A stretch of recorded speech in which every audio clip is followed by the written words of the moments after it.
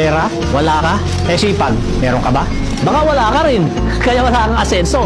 Gusto mong yumaman pero lagi kang reklamo. Paano ka ba magkakapera kung tamad ka namang kumilos? Ang tagumpay, hindi yan lumalapit sa mga nakahilata. Kung gusto mong umasenso, galaw-galaw din pag may time. Hindi sapat ang panalangin lang. Samahan mo ng gawa. Dahil walang yumayaman sa puro pangarap lang. Lagi mong sinasabi, wala kang pera at ang hirap ng buhay. Pero kung titignan mo, ano ba ginagawa mo araw-araw? Gising sa tanghali, tapos puro cellphone lang. Wala kang ibang ginawa kundi tumambay. Paano ka aasenso? Wala ka namang ginagawa. Kahit gaano ka katalino at kagaling. Kung tamad ka, wala kang mararating.